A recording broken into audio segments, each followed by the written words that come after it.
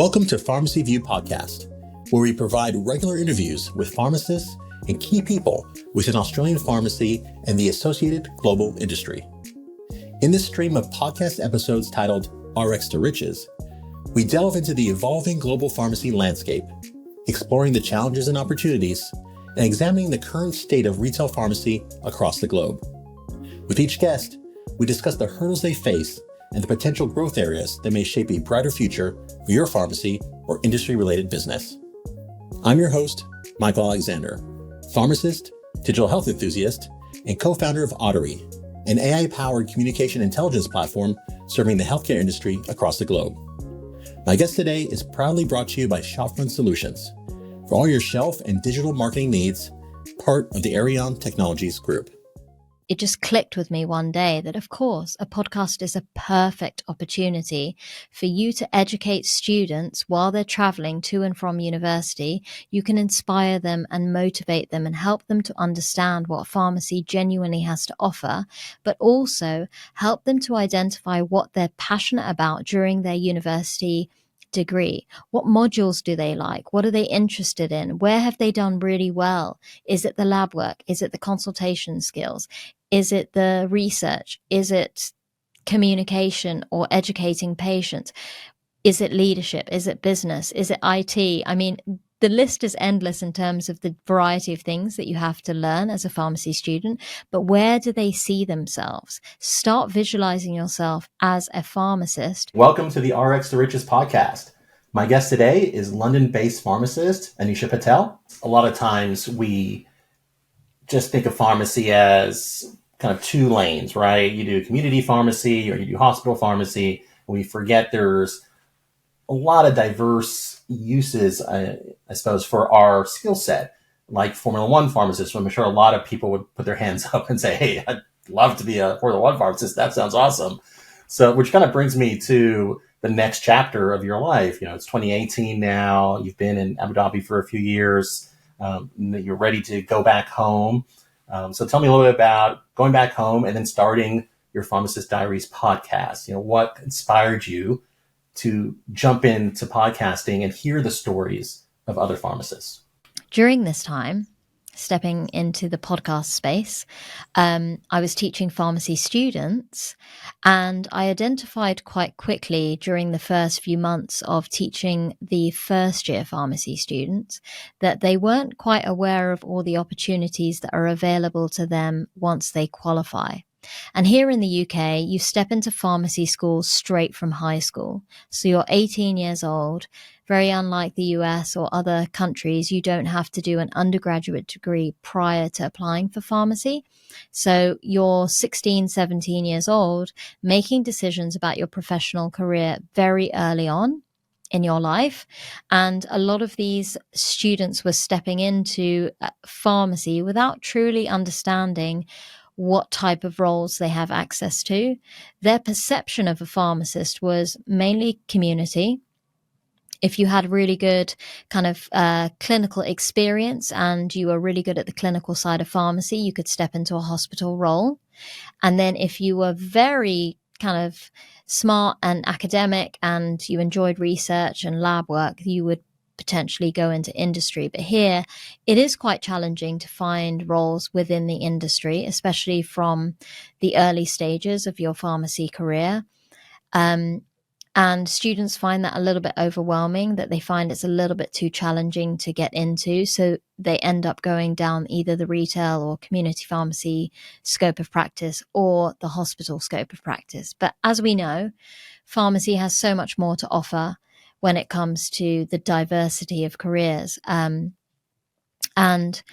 I also wanted to find a platform that supported my students to learn, feel inspired, be educated, and understand the variety of jobs that are available to them as pharmacists once they graduate.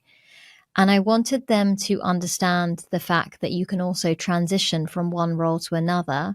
And like myself, with quite a nice little portfolio career, who's someone who's worked in community, someone who's worked in hospital, I've done education and training, I've managed to do some leadership, I've found some really unique opportunities working abroad, that I'm in a good position to inspire and role model to young people that you can be whoever you want to be, and you can work in whatever job that you want to pursue, as long as you're passionate and you work really hard and understand what skills are required for each position, and you can work towards getting those goals. And a podcast came to mind immediately. I listened to so many podcasts personally, or audiobooks, because when I lived in the UAE, I had to travel a lot for my role because we had a long commute. So I used to listen to a lot of podcasters back then. And a lot of my students in London are also traveling a lot to and from university. And it just clicked with me one day that, of course, a podcast is a perfect opportunity for you to educate students while they're traveling to and from university. You can inspire them and motivate them and help them to understand what pharmacy genuinely has to offer, but also help them to identify what they're passionate about during their university degree. What modules do they like? What are they interested in? Where have they done really well? Is it the lab work? Is it the consultation skills? Is it the research? Is it communication or educating patients? Is it leadership? Is it business? Is it IT? I mean, the list is endless in terms of the variety of things that you have to learn as a pharmacy student. But where do they see themselves? Start visualizing yourself as a pharmacist. And when you listen to podcasts and you've got this voice coming in your earbuds, you truly tune into it. And when you're on a train or you're in a car, you don't really have that much other distraction, do you? So you have this ability to tune into the story. And that's also what I wanted to provide in terms of the podcast, is not just factual information. I wanted people to know that pharmacists are also humans. They also have lives outside of pharmacy. They also have passions. They might have kids, families. They might be supporting older parents. They may have, a lot of things going on. And I wanted to share that journey and that story. And that's why I decided to create this interview style podcast where I showcase the story of a pharmacist, and you can see from an insider's perspective what they can do, why they're doing it, and how you can also do the same thing. Well, I think it's fair to say that you've probably chatted to over 100 different pharmacists so far in your podcasting career. I'm curious, what have you learned about the profession that surprised you? Ooh, what a good question. I personally I've learned so much. That's hundreds of hours of conversation with so many pharmacists from all over the world. It's not just in the UK. I've tried to reach out to pharmacists from lots of different countries because I'm also very curious about what people are doing in other countries and how pharmacy is developing in other countries. But what I think has surprised me is how determined we are as individuals, and how much hard work and dedication that we put into our jobs in order to support patients.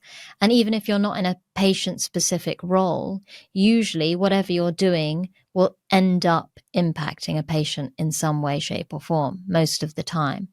And it has genuinely surprised me how much pharmacists get involved with so many things and how willing they are to be self-educated and continually learn and develop. And when you look at pharmacists' careers, they don't just stay in one sector.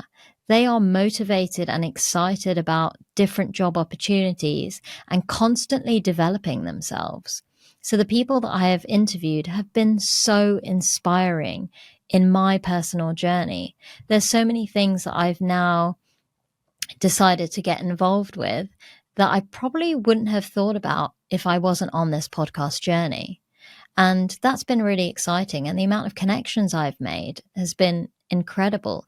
There hasn't been a pharmacist who I've contacted who said no to coming onto the podcast. I think that we're all really genuinely happy to share our story and our journey with other people and and knowing that you're going to help and support other people to grow, or maybe you might inspire someone to make a change within their career, or you might inspire someone to step outside their comfort zone and do something different. It has surprised me how kind people are in helping me to grow as a podcaster as well, and showcase their journey to support my podcast to develop and inspire students or young pharmacists. So I think we can agree, and maybe you don't, so please tell me if you don't, that the role of pharmacists needs to evolve. And you've spoken to many, many of them and have a great sense of the profession as it stands now versus where we need to get to in the future.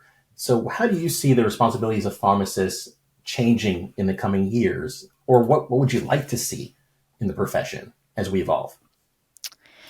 At the moment, I'm working at a university, and pharmacy students come out of university as a standard pharmacist, whether they're going down a clinical route, a community route, hospital, industry. There's obviously so many options. But what we are trying to transition towards is having students still go through a 4-year course, but instead of coming out as pharmacists, they will actually come out of university as prescribers. And this is something that's happening within the UK. So by 2026, every student who graduates from a university here in the UK will come out of pharmacy school being able to put pen to paper or sign an electronic prescription for any drug, actually. However, obviously, they're not going to probably prescribe anything. They will have a scope of practice or particular disease group or condition that they will genuinely prescribe for. But from a legal point of view and from a licensing point of view, they will be able to prescribe any drug that's available once they qualify as a pharmacist. So for me, I'm excited about it. I'm slightly nervous about it because it seems that 2026 is around the corner. And as a university lecturer, we are now in a position where we're trying to continue what we're doing as educators, but also transitioning what the curriculum looks like for these students to suddenly learn about the legal aspects of becoming a prescriber. When you become a prescriber, that responsibility is very, very different to what a pharmacist does.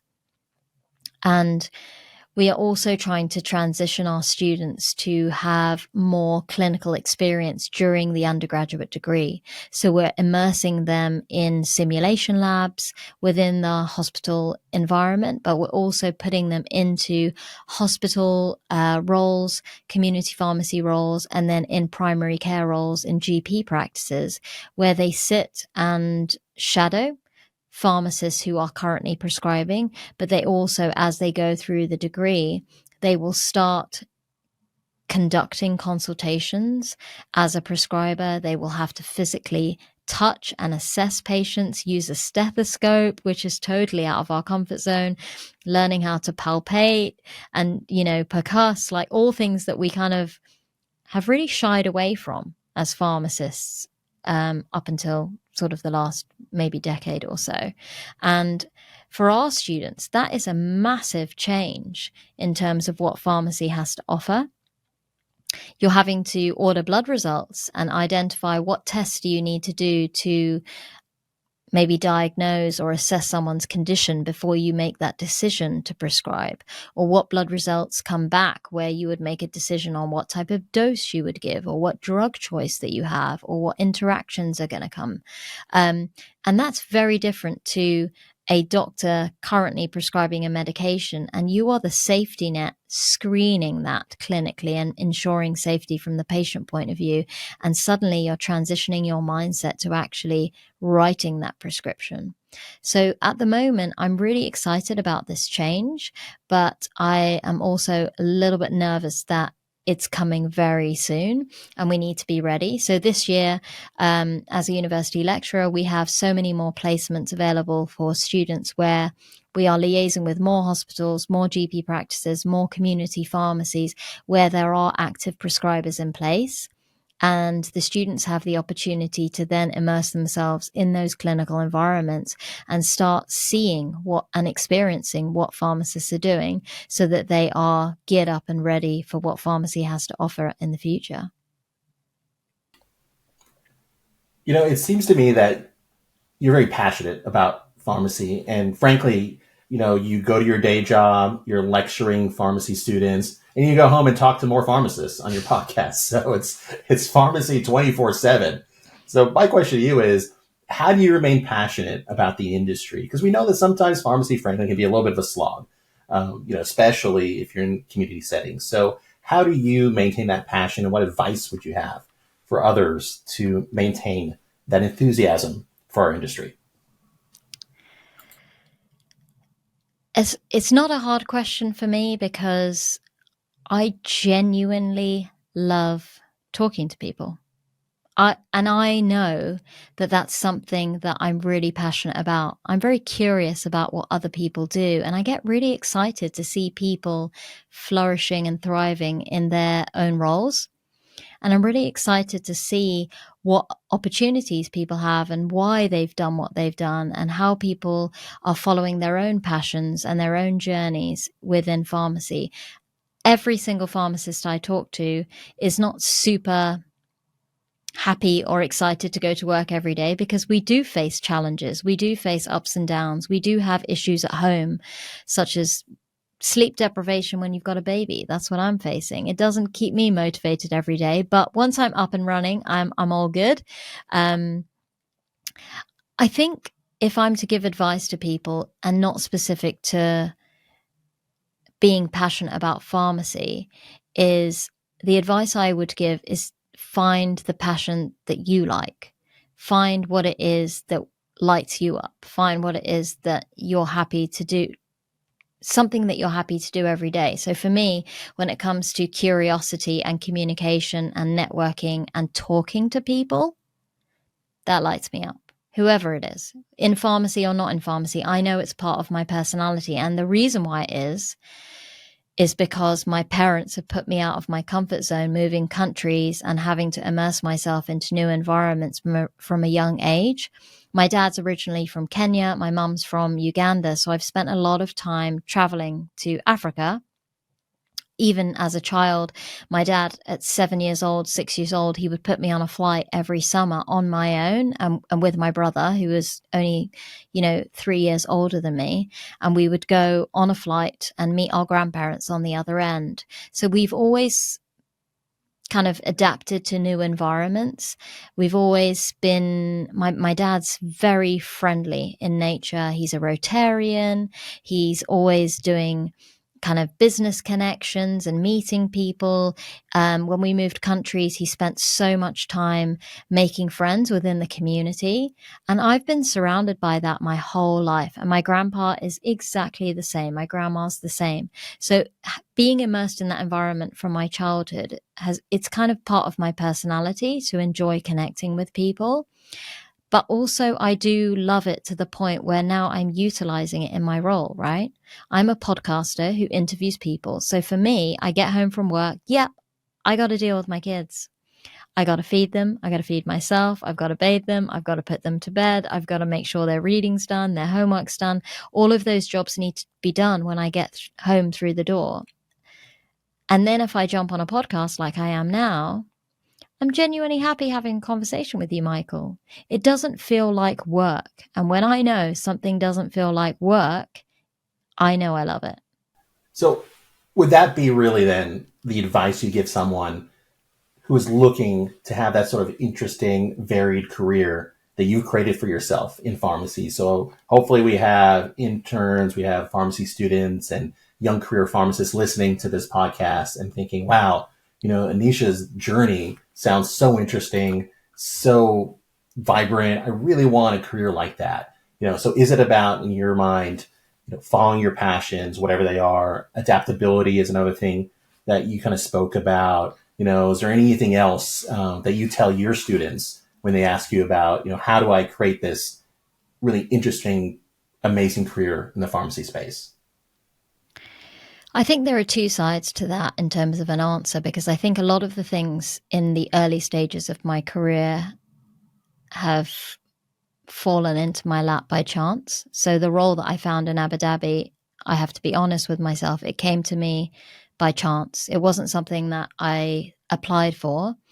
It was an agency that found me and my resume or my CV, and they came to me with an opportunity stating that, hey, we've looked at your resume and your skills suit the job description. Is this something that you're interested in? And at that time, I really needed an opportunity, and it sounded super exciting.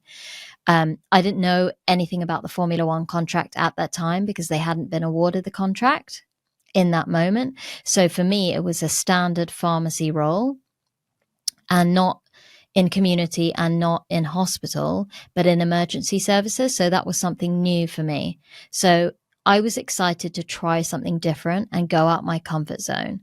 Moving countries alone is something exciting and new and scary, but for me, it's like an adventure. So when it comes to advising other people, of course, follow your passions and then follow what you're interested in, but also try new things, because you may find that you are good at something that you don't expect. And when you go out of your comfort zone and you face your fears head on, you'd be surprised what you learn about yourself. I didn't know that I was going to go down the education and training pathway, and I definitely didn't know that I would follow a pediatric route. And some of these things are curiosity. I found an opportunity where, like, my friend was going on a maternity leave contract and I wanted to help her. And I said, actually, you know what? I did a rotation in pediatrics several years ago, but hey, spend some time with me, help me to learn before you go on your maternity leave. And I'm happy to support your role while you're away and keep it afloat. And that's my genuine curiosity in the clinical space, but also my joy to help other people. So part of the advice is not just about following your passions, but trying new things or doing a gap analysis and identifying, hey, I'm not very good at this skill. I don't have much experience in this skill. Where can I find opportunities to hone in on it and improve on it? As a podcaster, I came into this space quite afraid about my communication skills and being able to interview people, being able to have conversation with people that others would want to listen to. But I said, you know what? At the end of the day, I'm going to enjoy the conversation and that curiosity of finding out more about people. Let's see if people like it. And if they don't, I'm still going to gain so much benefit from making so many new friends along the way. So I stepped out of my comfort zone. I was doing audio initially, and I had to really hone in on stepping out my comfort zone to go onto video. And I still find it hard. I'm not super confident in front of the camera, but I'm getting used to it. And it's taking me a long journey to kind of get to that place where I feel confident, but I kind of enjoy the progress, if that makes sense. And I think I try not to look too far into the future as to what I want to be doing or how I want to be perceived or what the podcast should look like, and enjoy the present moment and enjoy this conversation like I am with you now, where yes, you're learning lots about me, but enjoy the conversation of us getting to know each other rather than focusing too far into the future and what I'm not good at or what I'm afraid of or what people will think of me if I say something or do something or the way that I behave. I just enjoy what I'm doing. And I think that is also a really important piece of advice for younger people. Well, actually, funny enough, I might force you to look a little bit in the future. And let's say it's 2028. We're doing this podcast again. What has the last 5 years of your career looked like? I do have an answer for that. I have thought about this because I'm now a parent of 2 very young children. I have been sleep deprived for 2 years. During my pregnancy, I suffered from really bad insomnia and I got gestational diabetes and was on insulin. So my pregnancy was a really tough journey for me. And when I say I had insomnia, I slept 1 to 2 hours every single day of that entire 10 months. And it was the hardest kind of 10 months that I had experienced in a long time, because sleep deprivation what feels like it's going to kill you. Having to go to work, commuting 3 hours a day, doing 2 jobs full time. It was so challenging to stay motivated and still keep up with this podcast alongside it. Then obviously a newborn comes into my life, and you are very sleep deprived when it comes to having a baby, and that's been a really hard journey for me. And it's helped me to realize that with a family, I have to make some really serious decisions about my career and my lifestyle, and aligning my family life and my values with my job, and understanding the importance that family comes first. I know that. I truly value it. But when I look at what I'm doing in order to achieve all of my goals and thrive in my career, at this point in time, I genuinely feel that I'm putting my health and well-being at risk because I'm trying to achieve too much. And that's come to light over the last 6 months or so. So I came back to work 6 months early from maternity leave, for a variety of reasons, but the main one being that the economy has been really challenging. Financially, we kind of needed the money, and it was really hard to survive off the UK maternity leave pay. My husband also sort of lost his job in September. And so we were in a position where financially we thought, wow, like this is going to be a little bit tough. Maybe I need to make that decision to come back to work early. And actually, I was really excited about it. And I wanted to come back to work, and I was, really happy to do it. However, the last 7 months has also been really hard to juggle. And a lot of my feelings and my values about home life have come to light. And this has helped me to understand that I need to make some major changes to what my career looks like. And I haven't really announced on social media, and I'm happy to share with you that I've actually resigned from my current position. So I finish in 3 weeks' time, and I am going on an explorative journey. And pharmacy is going to change for me significantly. One thing I'm really excited about is that I've spent 3+ years on this podcast, and it's done really, really well. And I think there is value in putting in more time and energy and effort to build what felt like a passion project and what is a passion project into a business. So from being a pharmacist, I'm slowly transitioning into being an entrepreneur. So I want to step out of the traditional 9-to-5 role because it doesn't necessarily suit my home life. I still want to continue my life as an entrepreneur and a podcaster. But I also, of course, want to still work as a pharmacist, but instead of working in a full-time position, I am going to work part-time in education and training. So the university is still going to employ me, but instead of on a permanent position, I will get paid per hour. So I will be teaching, and I'll continue my role with the university because I don't want to give that up. And I will also be working as a pediatric pharmacist, probably stepping down to 1 day a week rather than 3 days a week. And hopefully this will be temporary and I can step that up in a new capacity. I'm hoping that I'm going to find a role in a hospital which aligns well with both the educational side of what I enjoy and the pediatric side, and kind of combine it into one rather than working for 2 organizations. So in 5 years' time, I am hopeful that this podcast is going to grow significantly, and I will be impacting the lives of students and young pharmacists and experienced pharmacists all over the globe, and showcasing what pharmacy has to offer in a much bigger format than I am now.